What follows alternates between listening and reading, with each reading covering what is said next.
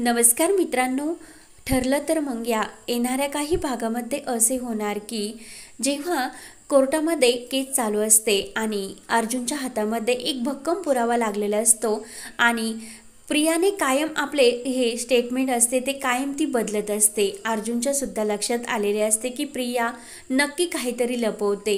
तेव्हा सायलीने सुद्धा अर्जुनला सांगितलेले असते की प्रिया एक खूप खोटारडी मुलगी आहे आणि ती त्या दिवशी खुनाच्या दिवशी नक्की तेथे होती आणि नक्की तिने मधुभाऊंना गुंतवण्याचा प्रयत्न केला असणार।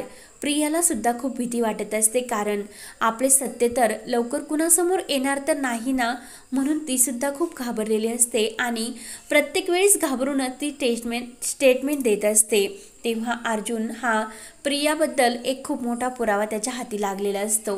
तेव्हा मधुभाऊंची जी केस ही कोर्टामध्ये चालू असते, तर साक्षी ही खरी गुन्हेगार आहे हे चैतन्यने अर्जुनला सांगितलेले असते आणि त्याविरोधी भक्कम पुरावा सुद्धा दिलेला असतो। मात्र आता प्रियाच्या तोंडातून सुद्धा साक्षी ही गुन्हेगार आहे हे समजलेले असते। मात्र प्रिया हे आता एक खोटारडी आहे हे सुद्धा सिद्ध करण्यासाठी अर्जुनने एक भयानक प्लॅन केलेला असतो, कारण मधुभाऊंने अर्जुनला सांगितलेले असते की प्रिया खरंच एक खोटारडी आणि स्वार्थी मुलगी आहे। सायलीला त्रास देण्याचा ती प्रत्येक वेळेस प्रयत्न करत असते। तेव्हा अर्जुनने प्रियाबद्दल सर्व सत्य त्याच्यासमोर आलेले असते, म्हणून त्याने एक विचार केलेला असतो की मधुभाऊंकडून सायली ही आपली तन्वी आहे हे कसे सिद्ध करायचे आणि प्रिया ही रविराजबरोबर किती खोटं बोलली आणि त्यांच्या घरामध्ये घुसली। नक्की रविराज आणि प्रिया यांचे काही नाते नाही, प्रिया ही मुद्दाम करत असते आणि ते सर्व सत्य सर्वांसमोर येण्यासाठी अर्जुनने जे मधुभाऊंनी त्याला मागच्या वेळी सांगितलेले असते की प्रिया ही एक खोटारडी मुलगी आहे आणि तर अर्जुन मधुभाऊंना विचारलेले असते की सायली ही तुमच्या आश्रमात केव्हा आली आणि प्रिया ही केव्हा आली। तेव्हा सर्वजण विचार करतात की आता साक्षी तर खरी गुन्हेगार आहे हे सर्वांना समजले, मात्र प्रियातही खोटारडी आहे आणि अर्जुन हा नेमका रविराज समोर काही सत्य येण्यासाठी हे सर्व करत असतो। सायली आणि बाकी सर्वजण विचार करत असतात की नेमकं आता अर्जुन सरांना काय सिद्ध करायचे।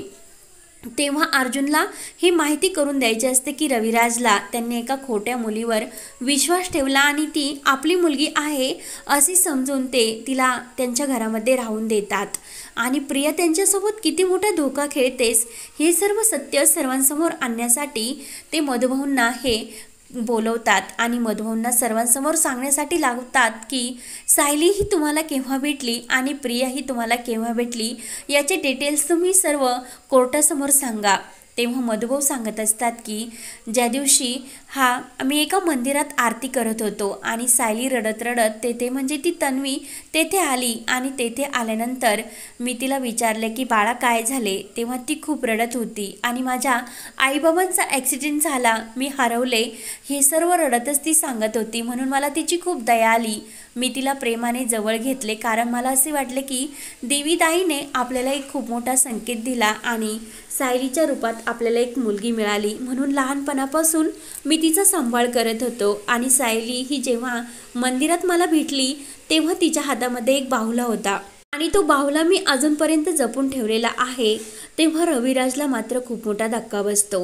रविराज विचार करतो त्या दिवशी पार्टीच्या रात्री प्रतिमा मी आणि सायली हे सोबतच घरी चाललेलं असतो आणि अर्जुनने जातावेळी सायलीला तो बाहुला दिलेला असतो म्हणजे तन्वीला, तर त्याला सर्व आठवते आणि त्या बाहुल्याबद्दल सर्व क्षण आठवल्यानंतर प्रिया ही खोटं का बोलत असेल हे सर्व सत्य रविराज समोर येते आणि आपण आपली खरी मुलगी ओळखण्यात किती मोठी चूक केली हे सर्व सत्य रविराजला समजते।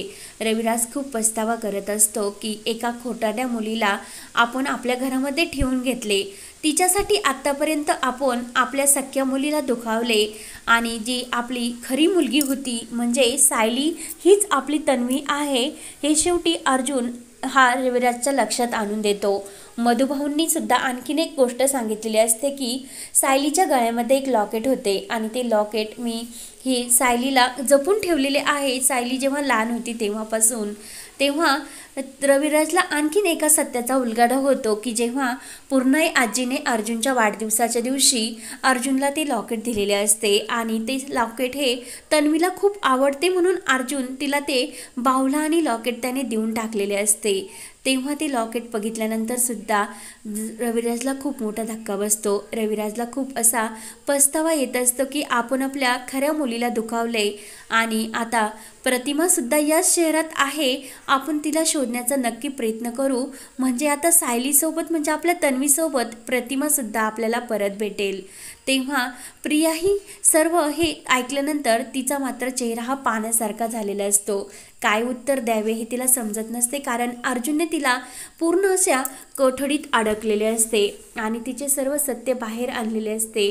प्रियाचा खरा चेहरा सर्वांसमोर आल्यानंतर रविराजला मात्र प्रियाचा खूप राग येत असतो। मधुभाऊंनी खूप मोठ्या सत्याचा खुलासा करून दिलेला असतो। रविराज म्हणत असतो की आपण मधुभाऊ विरोधी ही केस आपल्या मुलीसाठी लढत होतो आणि मधुभाऊंनीच हे खून केलेला आहे हे आपल्याला वाटत होतं। रविराजला खूप असे वाईट वाटते, कारण आपण ही चुकीची केस लढत होतो आणि खोट्याची आपण साथ देत होतो असं त्याला वाटत असते। तेव्हा आता रविराज हा सायलीची आपली म्हणजे तन्वीची माफी मागणार असतो, कारण अर्जुनने रविराजचे डोळे उघडलेले असतात, कारण ते एका खोट्याची साथ देत होता। तेव्हा प्रिया आता नागराज आणि राकेश यांनी हे सर्व करण्यासाठी सांगितले हे सर्व सर्वांसमोर म्हणून जाते।